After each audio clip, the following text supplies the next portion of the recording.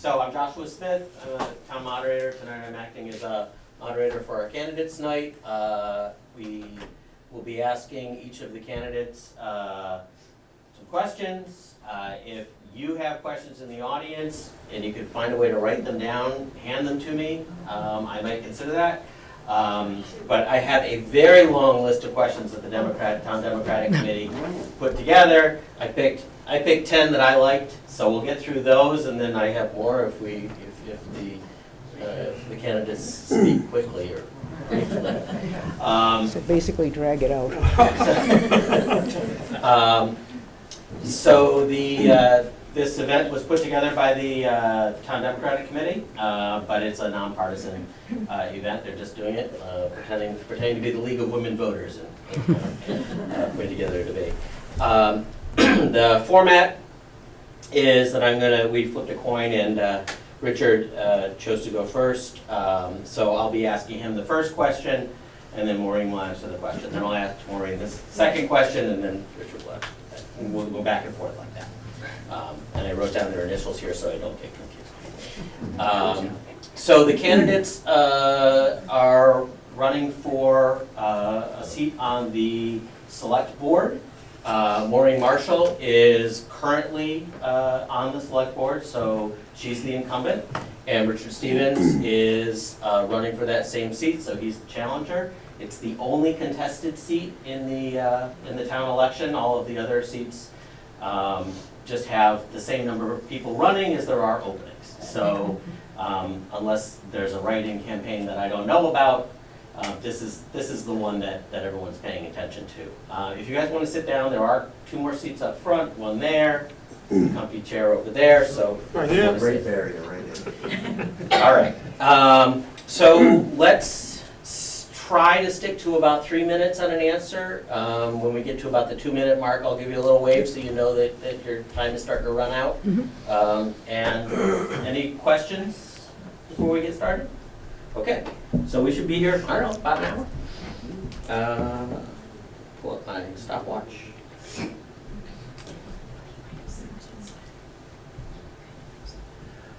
Okay, so Richard, you get the first question. Why did you decide to run for election, and what would be your #1 priority for the next 3 years? Okay, that's a good question. I've been retired for a few years, although I do work a part-time job. This is a good opportunity for me to further my service to the town of Barre. My wife is still working full-time, so while she's working full-time, provided a good opportunity for me to be able to devote the time that I feel necessary to do the job as a member of the select board. And what was the second part, please? What would be your #1 priority for the next 3 years? Yeah, so the #1 priority, and I've been around town and talked to a lot of folks, is the consideration on the taxes. And I know we have some debt that's gonna be coming off in the next couple of years, next few years, actually. Maybe 29, I think, might be the last year that one of those substantial debt, and one's Ruggles Lane School roof, and the other is the common project that we did on Barre Common. But taxes are a common theme as I visit with folks around Barre. And I did take a look at, last year, the departments turned back, they did turn back some funds, and there was about $371,104 between what was overspent and monies moved around to pay those overspent accounts at the end of the fiscal year in June, and what monies were turned back from departments.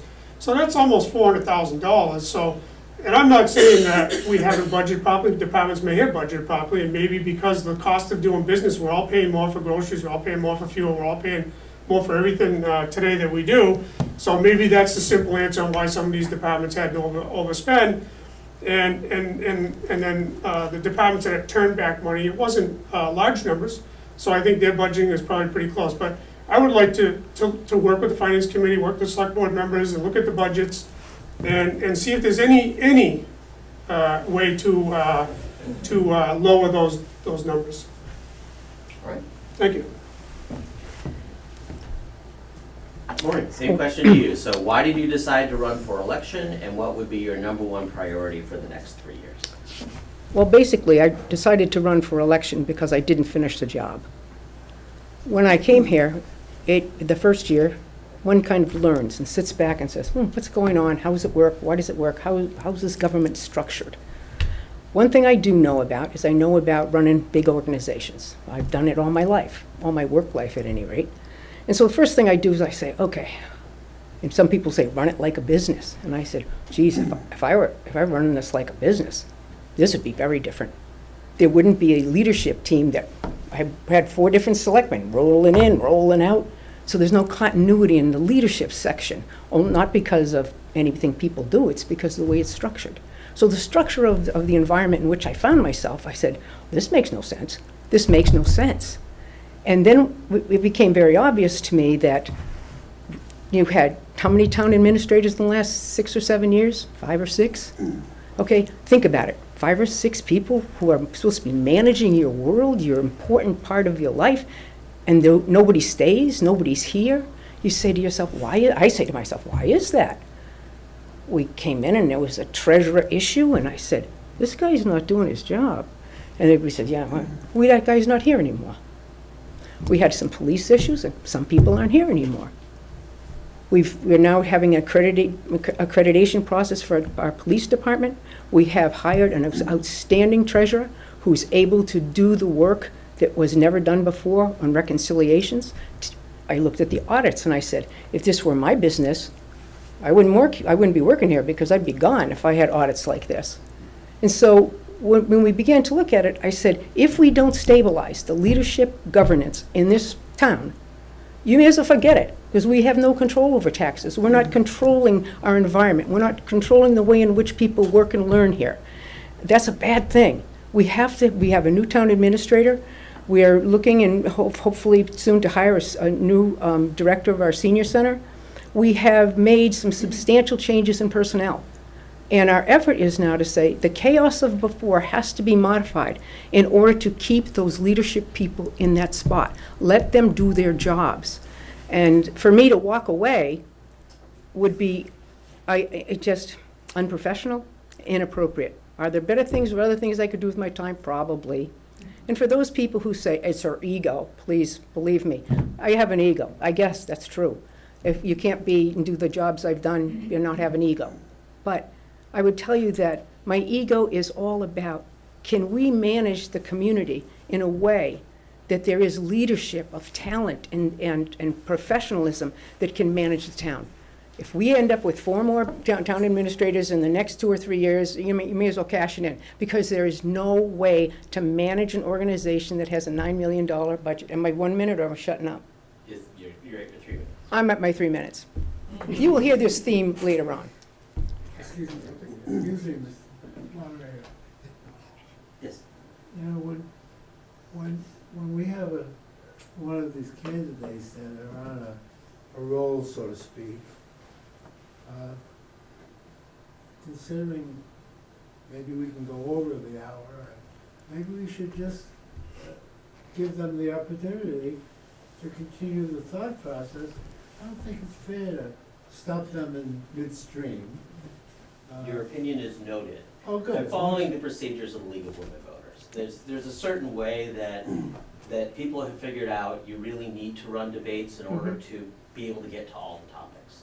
So that's what we're going to do today. I understand you're following a certain rules. I wasn't aware of that. Yeah, I thought it was a friendly town that we weren't sticking to all the rules. Thank you. All right, the next question is for Marie.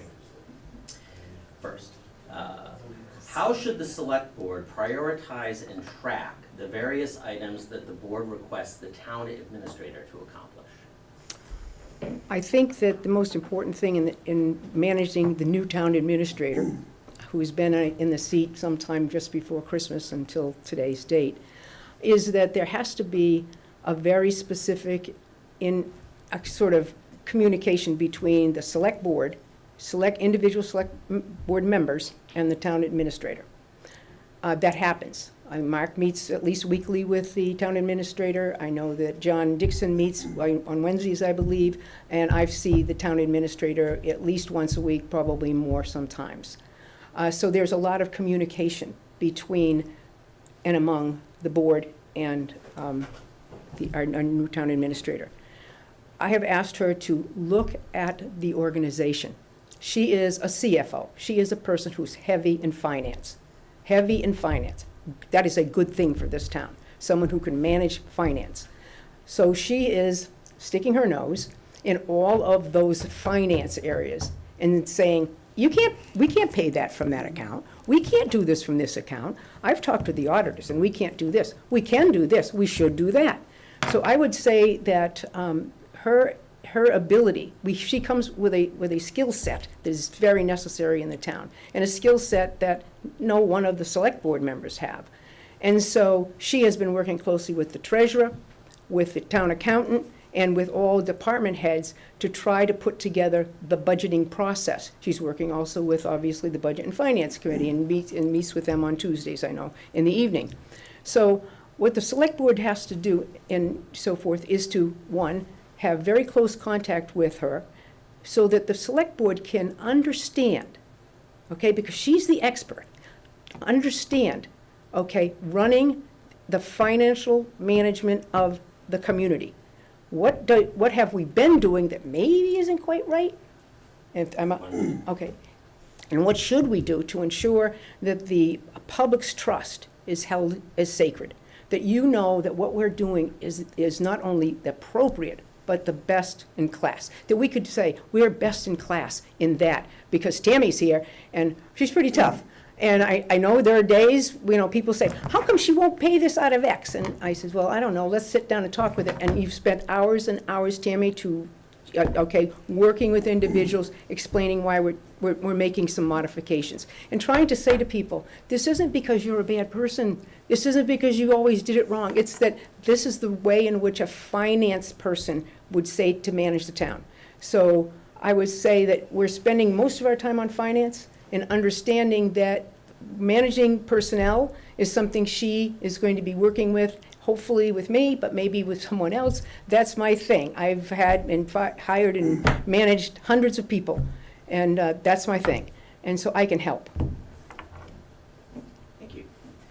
Richard, Yes. same question to you. How should the select board prioritize and track the various items that the board requests the town administrator to accomplish? Well, certainly open communication is key between the select board and the new town administrator.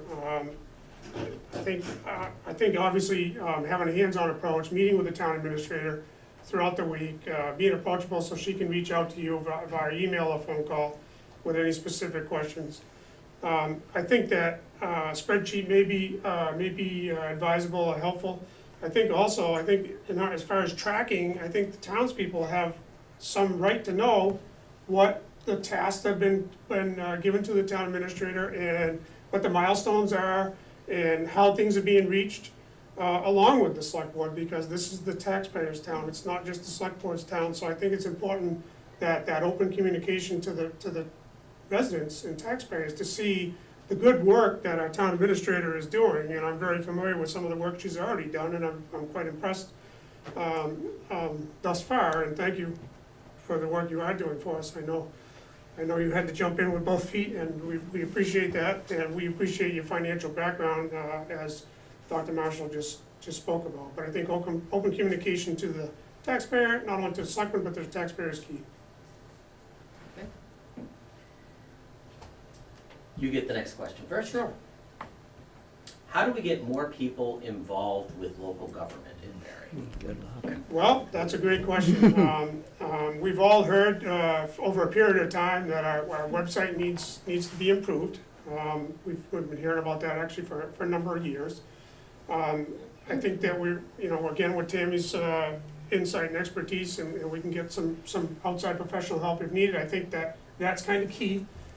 We need to have that conduit going out again to the general public of what the needs are, what the available open spots are, how can you assist the community, what experiences do you have that you can bring to the community. So I view the website as being one of the biggest tools, I think. Maureen, same question to you. How do we get more people involved with the local government? It's not only a good question, it's one that's difficult to answer. If I had that answer, I probably would have executed it. It is very difficult to talk with people who have very busy lives already, and to say to them, you know, there's only 180, shall we say, meetings a year, not to worry, don't take any time at all. Kathy Inman said to me, as she thought that it would be a good idea for me to get involved in town politics. I said, Kathy, like, how many hours a week, like, do you think? She says, about 5. And she lied. So I would say that, I know I've worked on the library situation. I know how many hours the Historical Society puts in. Every group that I have worked with or know about, they are always eagerly investing, their time and saying, wouldn't you like to serve? Wouldn't you like to serve? And I guess the best thing that I can recommend is that it's better than a website. It's me sitting down across the table from somebody and saying, look, like Kathy did to me, look, you could do this job. You could offer this. This is a good part of it. This is the bad part of it. Just like the library people did to me. Maureen, you should do this. You should be on the library, on board and all that. And so I signed up. And those kinds of people who are evangelists, they go out and they cultivate people to come in and work with them. I see it when the polls open. All of these people standing there, counting votes, moving this, doing that, helping us check people in and out. All of those people, I mean, they're not making $1.98, but somehow, whether it's our town clerk who kind of engages them and gets them to do that work. So I believe it's much more of Richard. Okay, somebody talked to you and said, hey, why don't you run for selectman? And they engaged him and brought him into this fun time that he and I have been having. And I think the most important thing from my perspective is being the kind of person who says, you can do this, you can do this. I often would say to new teachers, push those students to the end of the cliff. And they will say, I'm afraid. Bring them back again and say, you can do this. And then in the end, after you've worked with them a long time and nagged and made up stuff, we push them and they fly. And really, Kathy, I think that's how you got in the business. Somebody got you and so forth. So I really think it's in these small towns, it's one-on-one, because these are not jobs where you say, this is the prestige I've been looking for. I mean, and if anybody thinks that, they would know that Maureen's lying. So I really think it's public interface. Thank you. Okay, the next question is for you first.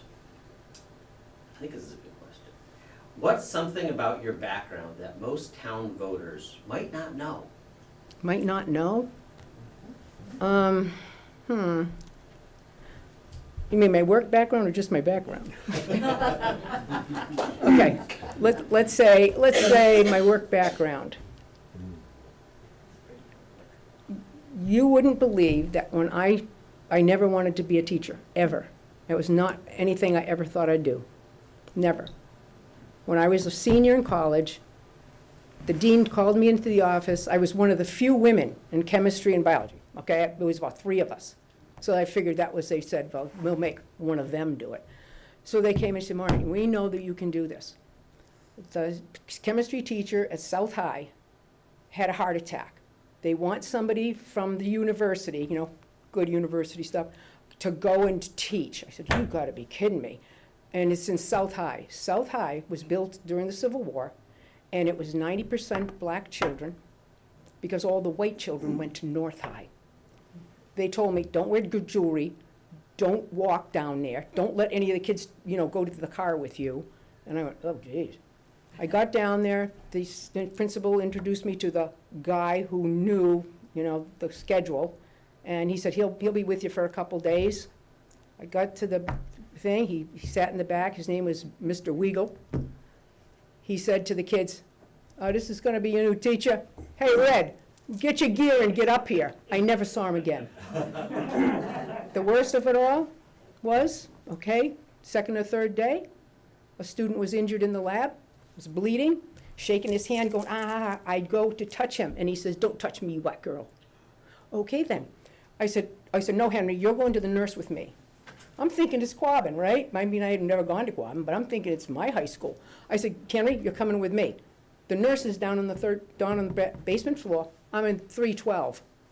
I think nothing of it. I leave the class unattended.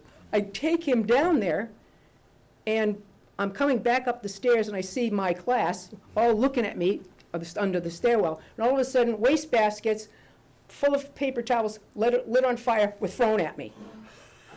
And I said to myself, oh, wow. But I walked up those stairs, and I said, no, they're not going to beat me.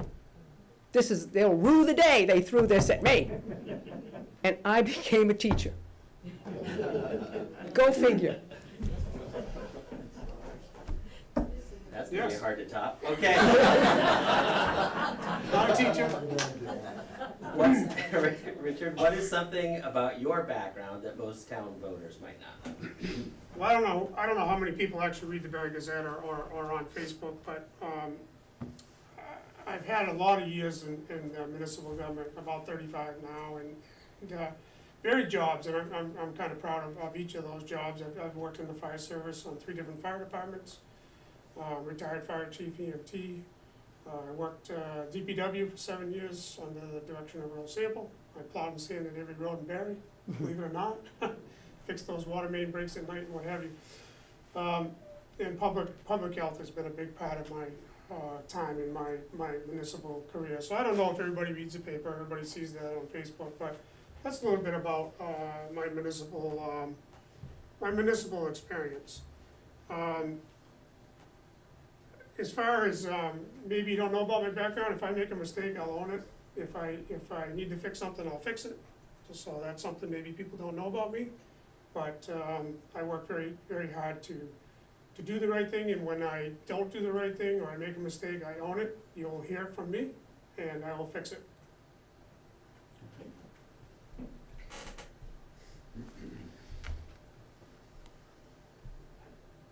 Richard, you're first on this one. With fewer people reading the paper, how can local government effectively communicate with the citizens about hearings, open meetings, town meeting, and so on? Well, having proper signage around town, and I know that's been a discussion topic over a number of years recently, and getting some kind of electronic signage like some of our neighboring towns. Rutland has one, Ware has one. So that's important. I know we have one down in Nornay Park, a smaller one. But I think that's key to get that visual when people are driving by, to get that flash like, hey, we got a meeting coming up, we got an event coming up. I think that's important. Having a functioning, good website, I think is again key. A lot of people go to the website to get information. And then there is the conduit of Facebook, but I think the website and having good signage is probably key to both of those. What he said. Pretty easy. Okay. Then I guess this question will go to you first. What do you think is one issue affecting Barre that doesn't get the attention it deserves? Stability in the governance leadership. I think people just say, oh, yeah, we had an extra another town administrator. Oh, well, that's what we do in Barre. Oh, we don't have anybody who looks at the audits. Oh, that's what we do in Barre. I think that that's one of the most important things that the town has to understand, is that providing a good work environment for the people we ask to do the good work is critical. Whether that means in negotiation of salaries. I've been involved in the negotiation of the emergency medical team salaries system and their contract. I've been involved also in the Department of Public Works salary schedule. I did all the negotiations for that. And I've done all the negotiations with the police department, and we do have a tentative agreement that we hope we'll be approving on April 1st. I'm very, the other night, the select board, to its credit, I believe, said when the employees came and said, the split of how much the town pays versus how much the employee pays for health insurance is dreadful. So we changed it to 2% that the town would pay. We looked at both programs, the cheaper one, which had huge co-pays, and the more expensive one that has fewer co-pays, knowing that many of our people are young, they have families, a lot of co-pays, a lot of little trips to, sore throats and all those other things. And so the board voted to go for 8.5% of an increase rather than 7.5% to keep co-pays for our employees. Understand that our employees are not well paid, even after some very, I think, really good negotiation sessions that we've had with our employees, but they're not well paid. They don't stay. And so we have to be cognizant of that. That's a huge, huge issue. Because if I can't and you can't and depend on good people to do the work that we need so desperately done in our community, that's not a good thing. And I have been criticized for years for paying teachers too much. And I take that, okay, and I'm proud of it. Okay, if you have to, I always say, if you want to work in the town of Barre, you got to work, right? Because if you don't work, you can't work here. But we've got to pay for me to be able to say it and for them to say, I want to work here. People don't want to work here. If there's aggravation and all kinds of drama around their work, that's a problem. And I believe it's the select board's obligation to ensure that the work environment for the people who we trust to take care of you, okay, it has to be appropriate, it has to be reasonable, and it has to help them take care of their families. Because when people are at the negotiation table and they're making me angry, they're not fighting with me, they're fighting for their families. I get that. And I've negotiated dozens and dozens and dozens of contracts in dozens of places. I know, shut it up. I should get 2 extra minutes for that other one, what he said. So, reminding you of the question, what do you think is one issue affecting Barre that doesn't get the attention it deserves? Well, I think having a fair wage and compensation plan is certainly vital to the turnover. We've had a lot of turnover in our town in late years in many different roles throughout the town. And obviously, we need to be competitive, we need to pay a fair wage, but that fair wage has to equal good work. And I think if we get good employees and we take care of them properly, then we'll get the proper work. I think it goes hand in hand. So I think that's really a key thing. I'm also cognizant though, because the taxpayers are saying my taxes are too high. So I think we have to have a healthy balance, but we need to take care of our employees. We need to make sure people are fairly compensated for the work they are doing. We need to hire qualified people that are going to fill these positions. And I think that's the key.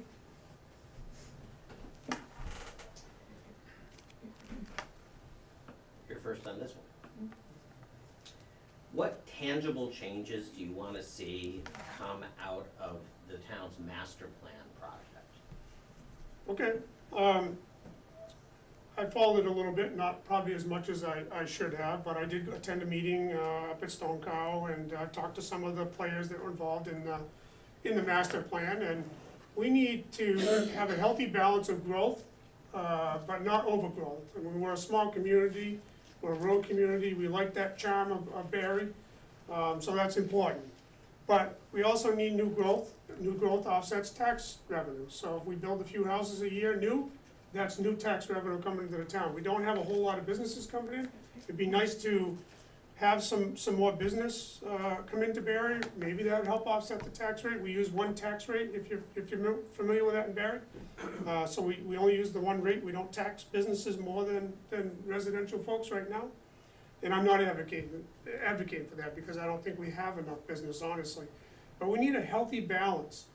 I for one, spoke out at planning board meetings about the cluster development. And there were some reasons why I didn't support that. One is it's a narrow road. When we arrive with a 100-foot ladder truck and put out our outriggers, the 12-foot road is completely taken up. So it's a safety issue. I spoke about that at town meeting floor, I spoke to the planning board about that, and they heard that, they heard those concerns. The large landowners in town, who have backland with that cluster development, if you cluster 6 little houses at the end of this road, and the rest of it's gonna be open space is great, it's good for the wildlife, it's good for hiking, good for walking, and what have you, but, it actually promotes more growth than the current zoning right now of the 200-foot frontage and the 80,000 square foot lot in the R80 district, roughly 2 acres of land. You only have so many frontage lots, I guess what I'm trying to say, on a road. But if you allow the cluster development and you have a lot of backland, then actually, I'm just gonna give an example. If there was 5 lots on a frontage, 5 frontage lots on a public way, that's 5 individual houses that potentially could be built. Under the same example, with 100+ acres of land, that's 45 houses on the cluster development. So that's why I spoke against that. And if we needed to adjust zoning, then look at maybe a town like Ocam or New Braintree or something that has a 3-acre lot with a 300-foot frontage. Maybe we increase it that way to slow growth down if we're worried about growth. Right now, our building permits are very low. They're very historically low. We're only building a few houses annually right now, and we've kind of held that for quite a while. So the question was, what tangible changes do you want to see come out of the master plan? What I want to see is the master plan completed. Because when it's completed, we have access to much or many grants, and grant opportunities. There's no question that looking at our zoning is probably part and parcel of what will come out of that master plan. There will be opportunities to look at the master plan and to take into account what our current growth pattern is and what we might hope that it would be in the future. Please understand one thing. Getting a house built in Barre with 2 children is a loser for the taxpayer. Because what they will pay in taxes, they will never recoup for what it costs to educate their child. Where the money is in 55 and over. Then you'd have some more ambulance stuff, but basically you don't have that huge, investment in their children. I sound like the worst superintendent in the world saying this, but when you look at our community, it is bucolic, it is beautiful. It is a place where 55 and over could really have a high quality of life. And those are going to be more clustered sort of environments, I would suspect. So I don't think the master plan will run away from clustered zoning in some areas, or something similar to that, where there's different kind of housing patterns. One thing that the master plan will make obvious to you, and it's very obvious to me and troubling, is that 27% of all of the land in Barre is, held by the state. You can't walk on it, you can't do this, you can't do that, you can't do this, and you don't get any taxes for it. And it's stops us from being closer to other communities. And the money that the state gives, pilot money, payment in lieu of taxes, is woefully inadequate. And our efforts with this master plan should be to fight that. I know that there are people who will walk around and say, let's put more money in the land trusts. I know it's a great idea, but I'm worried if we get closer to 30 and 40% of our land, no taxes in perpetuity, it's difficult, and I think the master plan should address that. There are a couple of seats up here. People want to come in. Okay. All right, this is sort of a bit of a related question, and you get to go first. Should Barre be trying to grow its population by adding more affordable, higher density, or mixed-use housing? Okay, this is where I'm probably going to become unpopular. Yes. I believe that there are people within our community who've been part and parcel of our community for years and paid taxes in and had their children here. And now, if they want to age in place, meaning to stay in Barre, there is no place to go but stay in a home that's maybe too expensive, too big, and not really what they need. I do believe that we should have some mixed housing, and again, certainly I believe that the master plan will speak to that. You can't get away with it without answering that question in the master plan itself. And so their affordable housing in Barre is a problem There's people who need more affordable housing. So to say we'll never build any or allow any doesn't make sense for our people and our community. So I know this is unpopular, but I think it should be carefully looked at, it should be considered, and hopefully it should end up happening so that it can benefit many people who've paid taxes all of their lives but are in a great big house they can't really afford anymore and can't take care of, and there's nowhere to go other than Cedar Brook and Ware. That's wrong. Richard, same question to you. Should Barre be trying to grow its population by adding more affordable, higher density, or mixed-use housing? Well, again, I think it's a healthy balance. I think there is some need there. And again, the elderly certainly can't afford to stay in their houses. So Thank you. Sorry. not all the elderly can afford to stay in their houses. So I think there is some need there of mixed use, whether it's 55 and older, and a younger population, something that was discussed out on South Street, town meeting. It didn't pass, but I think in the future, I think we should look at it, at least look at it, and maybe the master plan's already looked at it and has a plan in place for that. But I think healthy numbers are good for Barre, and I think that we could use some of that, yes. So you'll be first on this next one. So there was a question that was asking about lowering taxes for seniors on their property, and I thought, well, that's probably not legal. So I looked into it, and I discovered that there are these programs, Massachusetts Clause 41B, 41C, 41C and a half, that exempt seniors From portions of it. portions of their property taxes. And towns have the ability to increase the amount that seniors are exempted from $500 to $1,000. And they can lower the age requirement from like 75 to 65 or something like that. So the question is, should Barre adopt changes like that to make it easier for seniors to afford their property taxes? So, yeah, my answer is we should definitely look into this, because again, some of the folks I talked to in Barre are close to retirement, and honestly, told me that they may not be able to stay in their family home. Their parents built this house, they've lived in this house after their parents passed on, and they're close to retirement, and they may not even be able to keep this house after retirement. So the answer to me would be yes, we should look into that. I've worked in other communities that have senior tax write-off programs and similar programs. It works very well. It allows seniors actually to even come into some of the offices in town and do some work to offset some of their taxes. So the answer is yes, for me. Maureen, same question to you. Should Barre adopt increases in the exemptions and lowering the age? I would say that we should look into it. We do the write-off now, and now it has been increased to 2,000. They can, they do a job and sort of earn their way through this process of tax write-off. One thing, if you look at, it's very specific. It's not, if somebody's making a really decent retirement, et cetera, you don't get to get the exemption, people. So don't think that if, you're living high and you say, you know what, I'm 70, hell, I should get a, exemption. You don't, and you can't. So there's very specific regulations and rules around this that have to be managed. Here's one problem they have in the town of Barre about some management of all of this. It takes manpower. It takes hours from the treasurer's office and so forth. So when and if the town wants to consider it, and I think they should, because we've done the tax write-off and so forth, there needs to be careful analysis of who might qualify, who might manage the program to have people come in and give their data and information and so forth, because it'll take us a year, if we said we were going to do it, to make sure it's done and done well and done right, and to make sure people aren't hiding income, because I can hear it now.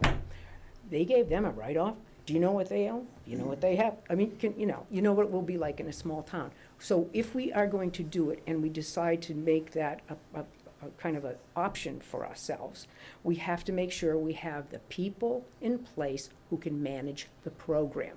Because that's a great idea, but I could see Barre saying, yeah, let's do that. And then the next thing you know, we're walking around and people are, down the drugstore saying, can you believe Maureen Marshall, she was a treasurer, she was a selectman, and now she's getting a write-off because she's old. And she makes a lot of money because she was a teacher. So I'm very concerned about taking on projects that that we don't have, okay, the manpower to manage properly. That's a typical town problem. Okay. You're first on this one. What can the town government do to increase local business and economic activity in town? Gosh, if I knew the answer to that, they'd hire me somewhere really special. It is very difficult to attract business to small communities like our own. There are many people who don't want businesses in this town, who don't want it growing. It's sort of like, we love Barre the way it is. We really don't care about having some other business that could pollute, some of the business that could make noise, some of the business. The big employers in the town, and you have a lot of them, are schools. You have the Quabbin Regional School District School, you have the Seven Hills and Stetson Home, they're really kind of, when Stetson School. They're relatively large employers in your community. They're nice employers because what they run doesn't smell. They don't, do anything really stupid. A couple kids run away sometimes. But other than that, there's relatively clean business. You like those kind of businesses.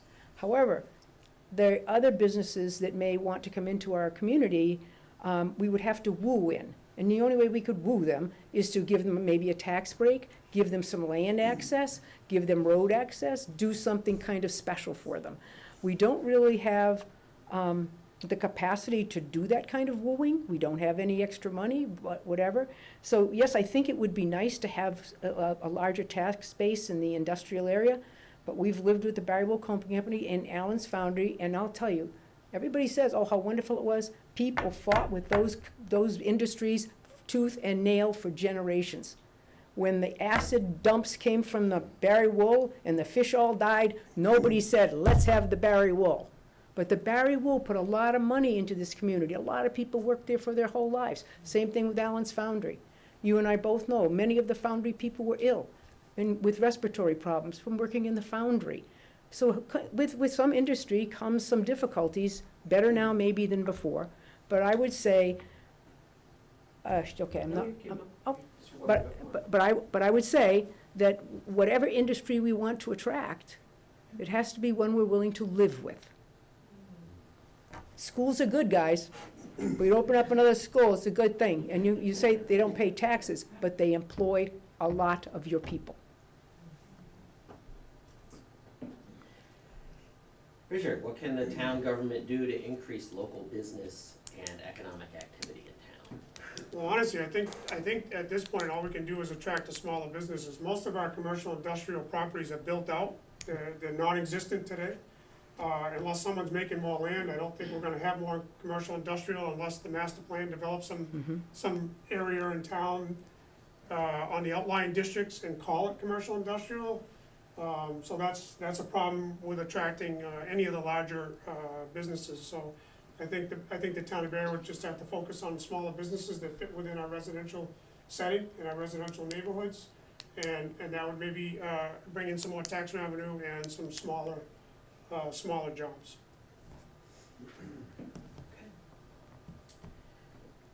You're first on this one. Would you personally be in favor of increasing the size of the select board to 5 members? I'm not opposed to that at all. I've worked in communities that had five members of the select board. I've worked in communities that had 3. It wouldn't bother me either way. So you don't see your advantages or disadvantages? Well, it puts, I think it adds to the thought process behind the table. It's more people adding input to the discussion, adding input to the decision-making process. It brings different backgrounds to the table. So I wouldn't be opposed to it. I've worked either way, and it's worked fine in the communities that had 5 or 3 that I worked under. Okay. All right. I would be absolutely thrilled to go with 5 and to have a community with a charter that made sense, that had structure, that had responsibilities ironed out very quick, easily. I mean, it's a rough job to put a charter together and to go to 5, but it is a worthy challenge. Having 3, as we have here currently, think about it. I've been on the board for 3 years, okay? I started with 2 people. They're no longer here. Then the next year, I have some different people. So we've never had like 3 people for any, 3 of the same people for any length of time where you could really sort of begin, have the management team that you need. Tell me any organization that would say it's a great idea to have the management team or the board of directors that come and go every other year. That's craziness. So I'd be thrilled to go to 5, and I would be thrilled to see a charter. I think with 5, you have to have a charter. So I'm for charter, and I'm for 5. Okay. That's the end of the questions that I See, thought we'd get through in an hour. So that's you're too doing bad. very well. That's too So bad, Josh. It's the last I've got a lot question. more questions. Okay. So let me start picking some of these just at random for fun. So I guess Maureen, you'll be first.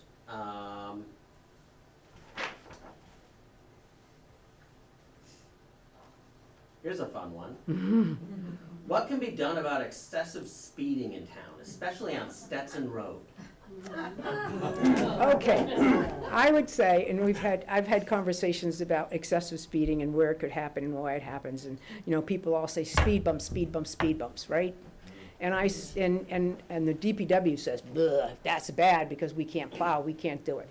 So I say to those people, the best thing we could do is all of you who've been on Route 9 driving into Amherst by Amherst College, the big wide speed bumps, none of you can go flying through there, but you can plow it. It's very aesthetically pleasing. You don't hit the kids who are trying to go to class. It's nice. That's why it's there. But I know when I'm going on Route 9 and I'm coming up that hill, ready to go into the center, those big speed bumps are going to happen, and it's easy. It's I'm just saying, then it'll be your job, Jason, to figure out how we do it.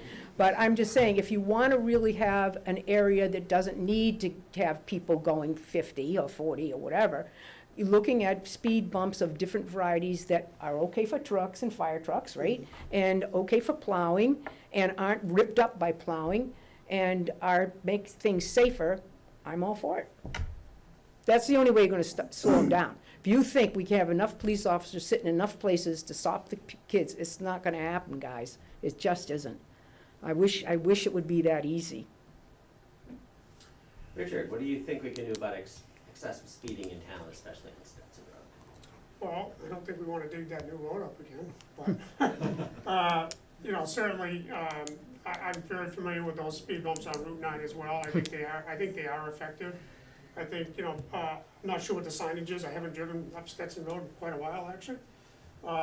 And maybe, I know the police department has the flashing sign, you're driving this speed limit, but just some visuals for the people driving up and down the road. I don't know if it makes great sense to make that a one-way or like cut down on the traffic if it's one-way, because I think it's kind of narrow in places. So passing traffic and traveling at a high rate of speed, maybe we just make it one way. I mean, that's one thought process. You'll be first on this one. Here's a softball question. What is the town of Barre doing really well? What can we brag about? Well, I think we really do have some dedicated individuals that are really working quite hard to do the right thing for and on behalf of our town, and to represent the taxpayers, appropriately. So I think that's a plus. Is there always room for improvements? Absolutely, there's always room for improvements. But I think it goes back to the wage. Make sure that the wages are adequate for fair work, and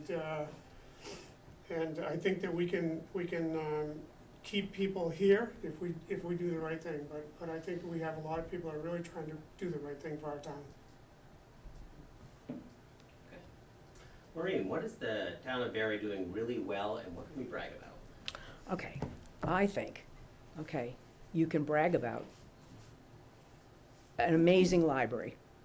You can brag about that. The work it does with children, the work that has been done by the Library Association for 100 plus years to keep that library functioning and alive. I think you can brag about, okay, that you have high-quality schools, and you always have. And I'm not saying because they were Maureen Marshalls, I'm just saying that you have always had them. I was pleased and proud to join them.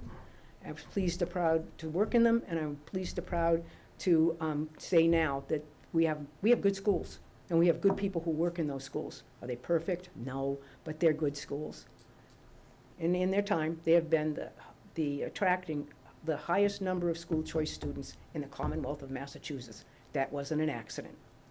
So you got great libraries, you got great schools. The businesses that you have are very supportive of the community in which they operate. You know, whether it's our football teams, whether it's the Little League teams, whatever it is, you always see the name of the place. I was at an event with Q Drugs the other night, and there was a table full of our communities, okay, our businesses.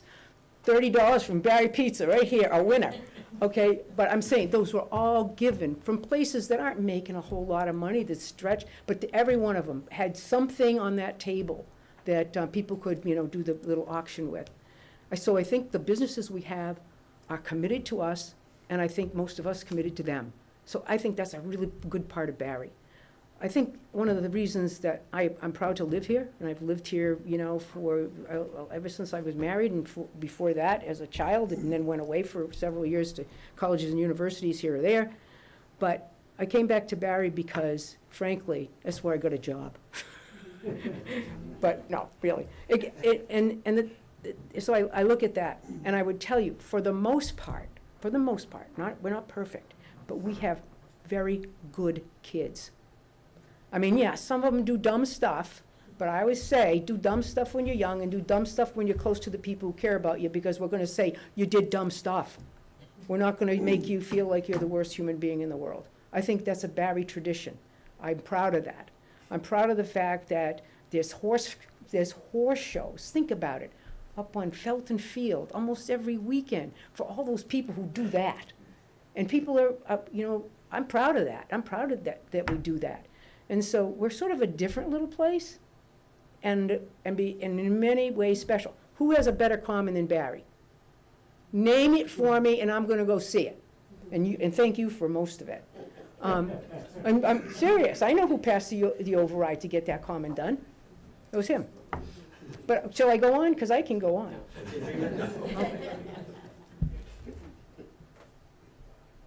Okay, this will be our last question, and then I'll let you guys do some closing statements. This was a little tricky. So Maureen, how does the budget and governance of Barre stack up against neighboring towns and similar communities in our region? Well, the good thing about that is, for years, I have worked with the 5 adjoining towns, right? I know all about their budget and finance committees, I know about their select boards, I know about their ways in which they support schools and other things, and I have been intimately involved in their work on their budget, as I have been with Barre. And I would tell you, and you're gonna say, she's from Barre, that's why she's saying it. I will tell you that the sanest people out of the 5 that are part of the Quabbin Regional School District live in Barre. You don't always pass the budget. It's not always the first time. But I will tell you, there are many, many times when I have been walking into the town meeting with the Budget and Finance Committee people. And we're sitting there saying, Maureen, can you back into this? Or I'm saying to them, can you back into this? And we're changing numbers. Because all we cared about was getting the job done. Whereas in other towns, as I say, and I say this and laugh, I could not pass a budget in New Braintree to save my soul. When my daughter got engaged, if you can believe it, to one of the families from New Braintree, right? I still couldn't pass the budget. So I would just say that they're very different. They don't have the level. You've had a lot of really good people on budget and finance who really, and they knew stuff. And they knew when the landfill receipts were going to go away, how to manage that, how to get us to a place where we weren't falling off a cliff. I've just seen, there are forward thinkers, okay, on the Budget and Finance Committee, kind of as a tradition in Barre, more so than, okay, the towns that surround you. Because I've worked in all of them for a lot of years. I've been to dozens and dozens and dozens of town meetings at all of those towns.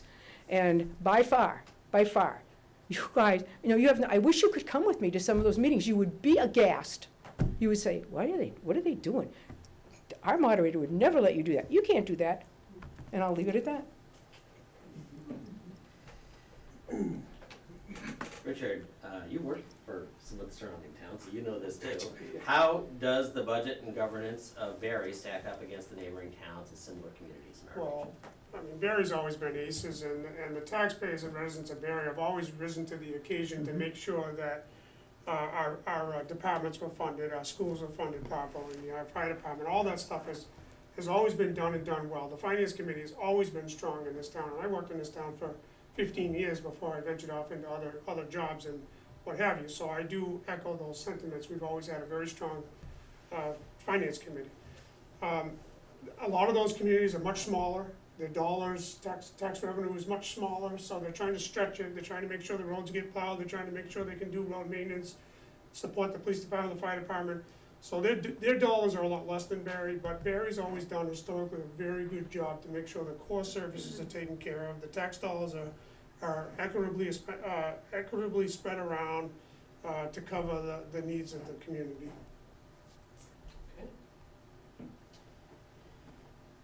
And I think we're gonna close out with giving you each an opportunity to make your pitch, why the voters should choose you to be the next member of the select board, and I think we'll start with Richard. Okay, very good. So I'm committed to, if elected, to work very hard and work with the new town administrator, the other members of the select board here in Barre, and our various departments, committees, et cetera, in our town.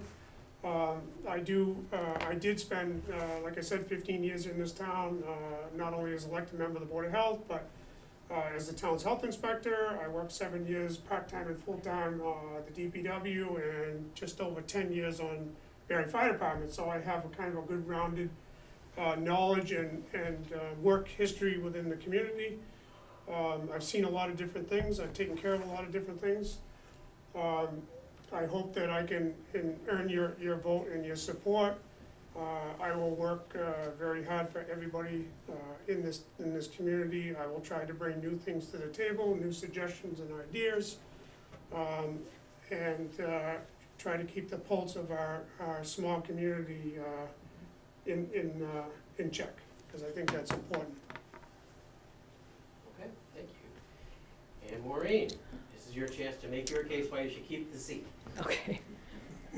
I am committed to tell you what you need to know, not what you want to hear. Okay? I'll tell you the truth. And I'll always tell you the truth. I'm going to tell you that when he talks about, some of the debt that we have is going to be coming off, in my head, I'm saying, yeah, and we're going to put new debt on. Because if you don't take care of your capital assets, this building, the town hall, the library, the senior center is much newer and not in need of really a lot, but the buildings have been left, okay, because we just didn't have enough money, or we didn't want to shuffle it around or whatever. But when Ruggles Lane comes off, when other projects, whether it be from the Quabbin Regional School District or other debt, I will tell you, take the debt so that your tax rate remains stable, but you've got to invest in those buildings. And if we don't, the fire escapes are falling off the building. We're looking, trying to work, can we get those fixed so that the buildings aren't condemned? Because technically, people can't get out if there were a fire. That includes this building, that includes the town hall. These are amazing buildings. These are buildings that were, again, at least this one, given to the town of Barre. The library, given to the town of Barre.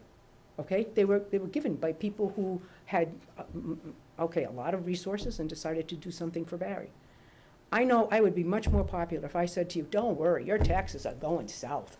Don't worry about a thing. I'm telling you, there's some stuff we need to worry about. But one of these things that I know I don't have to worry about is every time I've seen this town up against the wall whether it was, okay, looking at a town hall that was burning to the ground from the okay, and everybody says, what are we gonna do? What are we gonna do? A lot of the people who are now at the senior center, they're the ones who stood up and said, we're gonna fix it. They're the ones.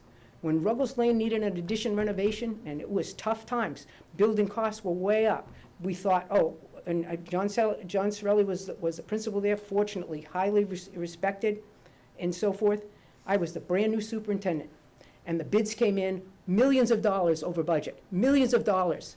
And we went back to the town, and we said, we either pay it now or pay it later, people. And everybody thought, they'll never pass it. That town hall was so full, and not that I thought that this wasn't a trick. Too many people can't have the meeting. I said, uh-oh, this isn't down good. So they moved us to the high school on the same night. Imagine us all wandering up there. And these Barre people said, pay the bill, pay the bill. And so I will tell you, you're not going to be able to walk away from it. Or you can walk away from it and let them fall to the ground. But I know you won't. I know you won't. And so I'm the person who will say to you, what is important is to maintain the stability of the tax rate, but to use 2.5's tools. And those tools are debt exclusions, primarily, and obviously, not the most popular, an override. Some towns near and dear to you will soon be doing some overrides. But you're gonna have to do debt exclusions, because you're gonna have to fix the HVAC systems in these buildings. They're awful. So we know we have to do that. Wouldn't you like to have a town hall where you would have an elevator where you could get to the second floor? Because now, the ramp that we have isn't legit, so we really don't have appropriate access for our disabled people. We also know that we are working hard as a select board, and some of you aren't going to be thrilled about this, to put in an amazing playground for our children using ARPA money. Okay, and it's going to cost us way more than you think a playground could possibly cost you. And to make it handicapped accessible, it costs a little more. But we need to do that. And people said, you're going to do a playground? Are you out of your mind? And I said, why would you say that? And they said, well, it's going to cost you $150,000. I said, at least. And I said, but we're also paying out of ARPA money $300,000 for an ambulance. And I said, and we all hope you never have to ride in it. I want every kid to be able to play on a playground. The playground equipment we have, this is not something that I say with pride, the playground equipment we have, some of the pieces of equipment, okay, now I know I probably look 25, however, I'm not. I slid down the slide that is still in that playground when it was taken from the High Plains School, and that was in 1960. Okay, not only isn't it safe, our kids deserve, okay, and this is a generational investment into the life of those children. And it's going to be in the High Plains area where Thornfield, the town owns the land, and some people aren't going to be proud of that. But I think most people are going to be proud of that. When I hear the senior center, we're having some little bit of struggles right now, and I talked with someone late this afternoon, and they basically said, you know what you guys got to do? You got to start thinking about what a senior center really is. And I'm thinking, what does she mean? What is she talking about? And she said, you know, a lot of those people have been left alone. Their husbands are gone, or their wives are gone, and their lives are very empty and very different. And senior centers do far more than serve lunch. And you've got to find somebody who understands it to make our senior centers what they could and should be. So I know that we're going to have to spend some money over the next decade. We can't get away from it. And so our tax rate, the average tax bill in Barre, the average tax bill, okay, is about $3,500. That's the average. That means half of us pay more, half of us pay less, right? That's the average. And it's a little less than, the state average for sure, but you can appreciate that. I mean, if you want to live in Edgartown, guys, it's the lowest tax rate in the Commonwealth at about $3, but the property is like gazillions of dollars. So they're the richest, but the rate is the lowest because they have the most expensive land. So I say to you, I would love to be able to finish some of the job I've started. And I'll tell you one thing, I respect Richard. I've known him for a long time. Did I have you in school too? I thought so. Sorry, Richard. But I mean, we sort of go way back. I have no ill feelings about him. I understand his desire to serve here. And I hope after I'm done, you take my place. And that could happen either way. But anyway, I thank you for all being here, taking the time to listen to us, to listen to me, and I hope I have the opportunity to continue to work with the new town administrator, with the new treasurer, with the new senior center advisor, and with the chief who's now got 1 year under his belt, and the police department who's moving Barre to an accreditation. That's huge. And understand one thing, we will end up having to partner with other communities because they're too small and we're too small. And we will see, we're now partnering with ambulances, we partner with our senior center, and we will begin to partner with our DPW and other, well, I think you share equipment somewhat now. We will have to do more of it to survive, to be cost effective. But doing things differently does not mean we're not going to do them well. And I say, I'm willing to pay them what they deserve. And it's tough to do, Jason, you know that. Some people are not happy, will not be happy about it, but we have to take care of the people who take care of us. Thank you. Lisa, good luck. Yes, good luck, thank you. Thanks everyone for coming. Thank you. Thank you, nice job.